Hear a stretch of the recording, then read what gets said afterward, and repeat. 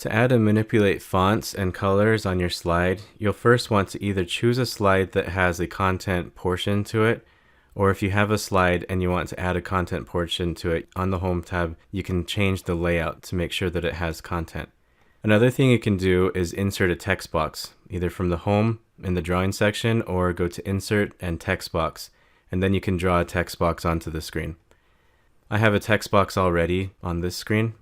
And so when I click on that in the Home tab, I have an option to be able to change the font, the size, the color, and certain formatting elements, as well as alignment for the font. Some tricks to changing these properties are you can select part of the font, such as a word or a few characters, and as I select it, I have a box that I can hover over, and I can change the font that way. You can select all of it as well, or if you click anywhere within the text box and hit the Escape key, then it highlights the entire text box. And then when you make changes, then it will change the entire thing. So I can change the size, I can change the font family. As I hover over, you can see previews of what that would look like if I make those changes. I can incrementally increase or decrease the fonts as well. I can change the color of the fonts, as well as more advanced options, such as the spacing of the fonts.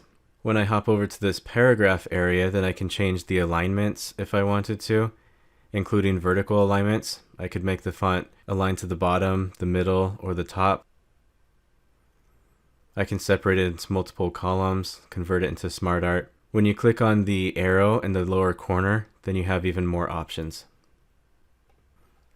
Adjusting the properties and colors of the fonts is one of the basic features of PowerPoint.